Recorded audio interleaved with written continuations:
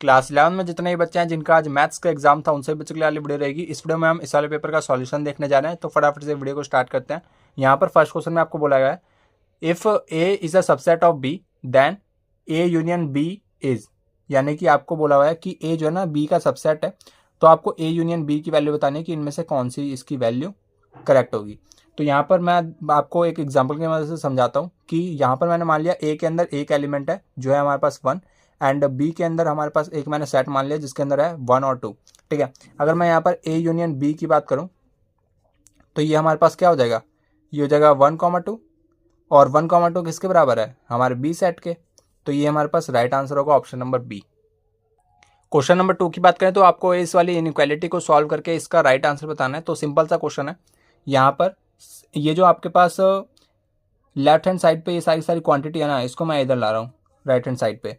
तो यहाँ पे हो जाएगा मेरे पास 0, greater than and equal to, less than and equal to, यहाँ पर हो गया हमारे पास 3x प्लस में 6 और फिर माइनस में 2x और माइनस में 4। ठीक है, अब यहाँ पर से 3x माइनस 2x और 6 माइनस 4 ये होता है हमारे पास 2, और यहाँ पर हमारे पास साइन क्या आ जाएगा, ये आ जाएगा मेरे पास greater than and equal to 0। अब यहाँ पर ये हो गया मेरे पास x और ये हो गया मेरे पास प्लस का 2 is greater than and equal to 0। तो यहाँ पर से हमारे पास क्या हो जाएगा, x is greater than and equal to -2। ठीक है, तो यहाँ पर हमें क्या बोला हुआ है, x is greater than and equal to -2। तो मतलब हमारे पास वैल्यू क्या आ रही होगी यहाँ पर इस प्रकार से, अगर मैं नंबर लाइन बना लूँ यहाँ पर -इन्फिनिटी और ये हो गया मेरे पास +इन्फिनिटी, और यहाँ पर एक 0 मार्क कर लिया और यहाँ पर हमारे पास -2। अगर हमारे पास जो x है वो greater than and equal to -2 आ रहा है, तो मतलब हमारे पास इस प्रकार से ये वाली वैल्यू होगी। ठीक है, तो यहाँ पर इसका जो सॉल्यूशन मिल रहा होगा वो हमारे पास कौन सा मिल रहा होगा, ये हो रहा होगा हमारे पास -2 से लेकर +इन्फिनिटी तक। ये यहाँ पर इस प्रकार से ये वाला ब्रैकेट आएगा। ठीक है, ऑप्शन नंबर बी हमारे पास इसका करेक्ट आंसर होगा। अगले क्वेश्चन की बात करें तो यहाँ पर हमें सिंपल सा क्वेश्चन दिया गया था कि यहाँ पर हमारे पास इस प्रकार से इसकी वैल्यू फाइंड करनी थी कि इनमें से क्या आएगी। तो सिंपल सा क्वेश्चन है, a² माइनस b² वाले आइडेंटिटी लगा देता है। ये होता है मेरे पास a प्लस बी और इनटू में a माइनस बी, यही हमारे पास a² माइनस b² होता है। तो मतलब इसी प्रकार से हमारे पास a की वैल्यू क्या हो जाएगी 1 प्लस आयोटा एंड b की वैल्यू हो जाएगी 1 माइनस आयोटा। तो मतलब यहाँ पे सब्सटीट्यूट कर देते हैं वैल्यू को 1 प्लस आयोटा और फिर प्लस में 1 माइनस आयोटा। ठीक है, ये हमारे पास a की वैल्यू होगी और ये b की वैल्यू होगी, और यहाँ पर हो गया मेरे पास 1 प्लस आयोटा और फिर माइनस में 1 प्लस में आयोटा। ठीक है, अब यहाँ पर से हमारे पास जो आयोटा है वो कट जाएगा, प्लस माइनस का है, ये हो जाएगा मेरे पास 2, और यहाँ पर मेरे पास क्या हो जाएगा, -1 से +1 गया, 2 आयोटा बचा जो कि हो रहा होगा मेरे पास 4 आयोटा। ऑप्शन नंबर डी हमारे पास इसका राइट आंसर होगा। और यहाँ पर जो हमारे पास अगला क्वेश्चन है, क्वेश्चन नंबर 4, यहाँ पर हमें बोला हुआ है ए जो सेट है वो इस प्रकार से डिफाइन है कि x is a factor of 10। तो 10 के फैक्टर हमारे पास कौन कौन से होते हैं, आप सभी को पता होगा 2 और 5 जो है 10 का फैक्टर होता है। ठीक है, और अगर मैं बी सेट की बात करूँ तो बी सेट हमारे पास क्या है, यहाँ पर है x is a vowel of English alphabet, ये इंग्लिश अल्फ़ाबेट है। ठीक है, तो इंग्लिश अल्फ़ाबेट में हमारे पास वोवल होते हैं ए, ई, आई, ओ, यू। ठीक है, अब यहाँ पर हमें बोला हुआ है कि इसके अंदर नंबर ऑफ एलिमेंट्स क्या है, ये है हमारे पास 2, इसके अंदर नंबर ऑफ एलिमेंट्स है हमारे पास कितना 5। तो मतलब हमें यहाँ पर बताना था इन दोनों का सम, तो सम हमारे पास क्या आ जाएगा 7 आ जाएगा। तो यही हमारे पास इसका राइट आंसर है। फिफ्थ क्वेश्चन की बात करें तो हमारे पास इस प्रकार से इन दोनों का मल्टीप्लीकेशन बताना था। ठीक है, तो यहाँ पर से आपको पता होगा कि √-1 को मैं आयोटा लिख सकता हूँ, √-1 को मैं क्या लिख सकता हूँ, आयोटा लिख सकता हूँ। ठीक है, तो मतलब इसको क्या लिख सकता हूँ मैं, इसको इस प्रकार से लिख सकता हूँ √4 और √-1 एग्जैक्टली इसको भी ऐसे लिखते हैं √9 इंटू √-1। तो ये हो जाएगा मेरे पास 2 और ये हो जाएगा मेरे पास आयोटा, इंटू में ये हो जाएगा मेरे पास 3 और ये हो जाएगा मेरे पास आयोटा। तो मतलब 3 2 जा 6 हो गया आयोटा स्क्वायर, और आयोटा स्क्वायर की वैल्यू आपको पता होना चाहिए, आयोटा स्क्वायर की वैल्यू हमारे पास क्या होती है -1। बोथ साइड अगर हमने स्क्वायरिंग कर दी तो यहाँ पे हमें -1 मिलेगा। तो मतलब -6 हमारे पास इसका राइट आंसर होगा, जो कि है हमारे पास ऑप्शन नंबर बी में। अगले क्वेश्चन की बात करें तो ये हमारे पास आयोटा की पावर 10, आयोटा की पावर 20, आयोटा की पावर 30 का सम बताना है, ठीक है। तो सिंपल सा क्वेश्चन है। आयोटा की पावर 10 को मैं लिख सकता हूँ आयोटा की power 8 into iota square, plus में आयोटा की पावर 20 है तो मतलब ये 4 का मल्टीपल है, आयोटा की पावर 4 और इसकी पावर 5, ठीक है। और ये है हमारे पास आयोटा की पावर 28 इंटू आयोटा स्क्वायर। ये हो जाएगा मेरे पास आयोटा स्क्वायर, ये हो जाएगा मेरे पास 1, आयोटा की पावर 4 का जो भी मल्टीपल होता है उसका वैल्यू क्या होता है, 1 होता है। ये हो जाएगा मेरे पास आयोटा स्क्वायर। आयोटा स्क्वायर की वैल्यू होती है -1, तो यहाँ पर से -1 मिल रहा होगा, यहाँ पर से -1, -1 + 1 -1, ये इससे कैंसिल हो गया तो मतलब -1 आपका राइट आंसर होगा, ऑप्शन नंबर ए। 7th क्वेश्चन की बात करें तो tan थीटा इसके बराबर दिया गया था, tan फाई इसके बराबर दिया गया था और आपको वैल्यू बतानी थी थीटा प्लस फाई की, ठीक है। तो ये वाला जो क्वेश्चन है वो एग्जैक्टली मैंने कराया है। अगर आप प्रीवियस 3 वीडियोस को देखें, उसमें जो आपका सेकंड वाली वीडियो थी उसमें मैंने आपको एग्जैक्टली यही वाला क्वेश्चन करा रखा है, ठीक है। तो आप देख भी सकते हैं, बाकी सिंपल सा क्वेश्चन है, हर एक बच्चा कर सकता है, ठीक है।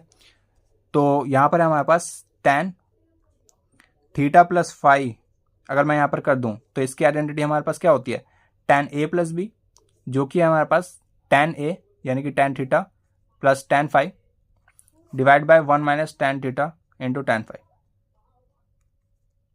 tan थीटा की जगह पे 1/2 सब्सटीट्यूट करना है और tan फाई की जगह 1/3, ये हो जाएगा 1/6 और ऊपर मिल रहा होगा मेरे पास 5/6, नीचे मिल रहा होगा 5/6। तो मतलब tan थीटा प्लस फाई हमारे पास कितना आ गया, ये आ गया मेरे पास 1, ठीक है। और 1 को मैं लिख सकता हूँ tan π/4, तो मतलब इसकी वैल्यू क्या मिल रही होगी मुझे, π/4। 8th क्वेश्चन की बात करें तो ये आपके पास अगेन सिंपल सा क्वेश्चन रहेगा। यहाँ पर आपको बताना है कि घड़ी में जब 8:30 बजेंगे तो आपको मिनट हैंड और आवर्स हैंड में जो एंगल बनेगा वो आपको बताना है। यानी कि ये आपके बज गए यहाँ पर 8 और ये हमारे पास 8:30, तो मतलब इसके बीच में जो भी यहाँ पर एंगल बनेगा थीटा, वो आपको यहाँ पर रिपोर्ट करना है कि इनमें से कौन सा आपका राइट आंसर होगा। तो ऐसे क्वेश्चन में ना मैंने आपको फॉर्मूला बता रखा है, अगर आपने मेरी वीडियोस देखी हो वहाँ पर मैंने आपको फॉर्मूला बता रखा है कि ये जो एंगल है ना, ये जो मिनट हैंड और आवर्स हैंड के अंदर जो हमारे पास एंगल बनता है वो हमारे पास थीटा कैसे निकलता है, थीटा हमारे पास निकलेगा यहाँ पर, और थीटा डिग्री में निकलता है, ठीक है। ये निकलता है 11m - 60h divide by 2। m का मतलब यहाँ पर मिनट है, ठीक है, h का मतलब यहाँ पर आवर्स है। तो यहाँ पर थीटा डिग्री में आएगा, तो यहाँ पर से हो गया हमारे पास 11, मिनट है हमारे पास 30 और आवर्स है हमारे पास 8 डिवाइड बाय 2। ये हमारे पास आ जाएगा कितना, ये आ जाएगा मेरे पास 330 - 480। मॉड लगा हुआ है तो जो भी नेगेटिव क्वांटिटी होगी उसको पॉजिटिव कर देंगे, क्योंकि एंगल आपका क्या होता है, हमेशा पॉजिटिव होता है, ठीक है। तो मतलब यहाँ पर से क्या हो गया हमारे पास, ये हो गया मेरे पास 150 डिग्री डिवाइड बाय 2, जो कि हो गया मेरे पास 75 डिग्री। और मॉड लगाना मत भूलना, ठीक है। ये इसके अंदर से जो भी क्वांटिटी आएगी ना वो पॉजिटिव आएगी। तो मतलब 150/2 हमारे पास क्या आ रहा है, 75 डिग्री। तो 75 डिग्री हमारे पास राइट आंसर होगा, option number C. 9th question की बात करें तो अगेन आपके पास सिंपल सा क्वेश्चन है। यहाँ पर ये जो है हमारे पास 7c2 है और 7c3 है और दोनों का एडिशन बताना है, ठीक है। तो यहाँ पर मैं आपको बता देता हूँ इसको कैसे सॉल्व करना होता है। यहाँ पर हमारे पास 7 फैक्टोरियल डिवाइड बाय इन दोनों का सब्ट्रैक्शन हो गया मेरे पास 5 फैक्टोरियल और ये हो गया 2 फैक्टोरियल, प्लस में 7 फैक्टोरियल, ये हो गया मेरे पास 4 फैक्टोरियल डिफरेंस और ये हो गया मेरे पास 3 फैक्टोरियल। इसको जब आप सॉल्व करोगे ना तो ये मिल रहा होगा आपके पास 56, ठीक है। और यहाँ पर से जब हम ऑप्शन नंबर बी चेक करेंगे तो ये भी हमें 56 मिल रहा होगा। 8c3 है तो ये हो जाएगा मेरे पास 8 फैक्टोरियल डिवाइड बाय इन दोनों का डिफरेंस 5 फैक्टोरियल, ये हो गया मेरे पास 3 फैक्टोरियल, ठीक है। तो 8 7 6, 5 फैक्टोरियल कट जाएगा उससे, 3 × 2 6 आ गया, तो मतलब 56 यहाँ से भी मिल रहा होगा। तो ऑप्शन नंबर बी हमारे पास राइट आंसर होगा। अगला जो हमारे पास क्वेश्चन है वो है हमारे पास हाउ मेनी वर्ड्स विद और without meaning can be formed using all letters of India, ठीक है। तो यहाँ पर से आपका सिंपल सा इसका फॉर्मूला होता है कि जितने भी लेटर्स हैं 1 2 3 4 5 लेटर्स हैं तो मतलब 5 फैक्टोरियल, और जितने का रिपीटेशन हो रहा है उतने का आपको यहाँ पर इसके डिनोमिनेटर में लिखना है। तो रिपीटेशन यहाँ पर खाली आई का हो रहा है और वो भी 2 बार हो रहा है, तो 2 बार हो रहा है तो 2 फैक्टोरियल से डिवाइड कर दो। 5 फैक्टोरियल की हमारे पास जो वैल्यू होती है वो होती है 120 और डिवाइड बाय 2, तो मतलब ये हो गया मेरे पास 60। ऑप्शन नंबर बी हमारे पास इसका राइट आंसर रहेगा। अगले क्वेश्चन की बात करें तो जो यहाँ पर हमारे पास कोऑर्डिनेट्स दिए हैं वो है हमारे पास 5a और कॉमा दिया हुआ है 2a प्लस में b, और ये हमारे पास बराबर है b कॉमा 35 के। तो आपको a प्लस बी की वैल्यू रिपोर्ट करनी है। तो सिंपल सा क्वेश्चन है, 5a हमारे पास b के बराबर हो जाएगा और 2a यानी कि यहाँ पर जो x कोऑर्डिनेट है ये आपस में इक्वल होंगे, y कोऑर्डिनेट आपस में इक्वल होंगे। तो 2a प्लस में b इज इक्वल टू 35 होगा और b की वैल्यू यहाँ पर से सब्स्टिट्यूट कर देते हैं, ये हो जाएगा मेरे पास 7 है इज इक्वल टू 35। a की वैल्यू मिल रही होगी 5, a की वैल्यू 5 है और b की वैल्यू हमें यहाँ पर से मिल जाएगी, b की वैल्यू क्या मिल रही होगी, b की वैल्यू मिल रही होगी 25। अब 25 b की वैल्यू होगी, a की वैल्यू मिल गई 5, a प्लस बी रिपोर्ट करना था, ये कितना आ गया 30, ऑप्शन नंबर सी। 12th क्वेश्चन की बात करें तो यहाँ पर हमारे पास जो नंबर ऑफ एलिमेंट्स है a में वो है हमारे पास 3, number of elements in b हमें निकालना पड़ेगा। ये बोला हुआ है कि x जो है ना वो हमारे पास less than and equal to 4 है और x जो है वोल नंबर को रिप्रेजेंट करता है। तो b की बात करें तो b के अंदर हमारे पास कौन कौन से नंबर आ जाएंगे, ये आ जाएगा मेरे पास वोल नंबर स्टार्ट होते हैं 0 से, तो 0 1 2 3 और 4 पर जाके रुक जाएंगे क्योंकि less than and equal to है। ठीक है, इसके अंदर एलिमेंट की बात करें तो ये हमारे पास कितना आ रहे हैं 5 आ रहे हैं। ठीक है, और a के अंदर हमारे पास कितने हैं 3 है। तो यहाँ पर जो हमारे पास नंबर ऑफ एलिमेंट्स होंगे इन a क्रॉस b ये होगा मेरे पास 15। ठीक है, ऑप्शन नंबर सी हमारे पास इसका राइट आंसर रहने वाला है। अगले क्वेश्चन की बात करें तो नंबर ऑफ सबसेट्स बताने हैं। सबसेट का आपके पास फॉर्मूला होता है 2 की पावर n और n हमारे पास किसको रिप्रेजेंट करता है, number of elements in a set, number of elements. ठीक है, 2 की पावर 5 हो जाएगी, 5 एलिमेंट्स हैं 1 2 3 4 5, तो ये होता है मेरे पास 32। ऑप्शन नंबर डी हमारे पास इसका राइट आंसर होगा। 14 क्वेश्चन की बात करें तो हमें ग्रेटेस्ट वैल्यू बतानी थी sine x into cos x की। तो सिंपल सा क्वेश्चन है, sine x into cos x 1/2 से मल्टीप्लाई और 2 से मल्टीप्लाई कर देंगे, तो यहाँ पर से हमारे पास आइडेंटिटी मिल रही होगी किसकी, साइन 2x की। तो 1/2 into sine 2x, sign 2x की मैक्सिमम वैल्यू या ग्रेटेस्ट वैल्यू कितनी होती है 1 होती है, तो 1/2 इसकी जो है ग्रेटेस्ट वैल्यू होगी। यहाँ पर ये भी मैंने आपको बताया था, अगर आपने वो प्रीवियस 3 वीडियोस देखी हैं तो उसमें भी ये वाला कंसेप्ट मैंने आपको बता रखा है और मैंने आपको ये भी बताया कि हर साल रिपीट होता है, तो इस साल भी ये रिपीट हो गया। तो जब भी आपका एन सेम हो, NC12 NC13 मतलब ये आपस में इक्वल हो और ये वाली वैल्यू जो है ये कैसी हो, सेम हो, n है तो यहाँ पे भी n है, तो यहाँ पर जो है ना इन दोनों के जो बेस का जो सम होता है वो इसके इक्वल होता है। तो मतलब 12 + 13 जो है n के बराबर होगा, तो ये हो गया मेरे पास 25। ठीक है, तो यहाँ पर से हो गया मेरे पास, फाइंड करना था मेरे को 25C n की वैल्यू आ गई 25, तो मतलब इसकी वैल्यू कितनी मिल रही है 1, ऑप्शन नंबर बी। अब है हमारे पास असर्शन रीजन। ठीक है, तो यहाँ पर है हमारे पास जो सेट ए है वो है हमारे पास इस प्रकार से डिफाइंड है, तो मतलब ए सेट हमारे पास कैसे आ रहा होगा, ये आ रहा होगा मेरे पास x इज ग्रेटर देन 5, तो मतलब 6 7 8 9 पर नहीं जाएंगे क्योंकि इक्वल टू नहीं लगा। ठीक है, और रियल नंबर चाहिए थे सारे के सारे। ठीक है, तो यहाँ पर आपको बोला गया कि ये जो है फाइनाइट सेट है, तो बिल्कुल सही है, यहाँ पर ये जो है एक फाइनाइट सेट आ रहा है और ये बोला हुआ है कि जो फाइनाइट सेट है ना उसके अंदर एक फाइनाइट नंबर्स होते हैं, यानी कि इसके अंदर एक फाइनाइट नंबर है, 6 एक फाइनाइट नंबर है, 7 एक फाइनाइट नंबर है, 8 एक फाइनाइट नंबर है। ठीक है, नंबर ऑफ एलिमेंट्स, तो दोनों की दोनों बातें सही हैं। ये जो है इसकी एक्सप्लेनेशन कर रहा है, तो यहाँ पर ऑप्शन नंबर ए आपके पास राइट आंसर होगा। Both assertion and reasons are true and reason is the correct explanation of assertion.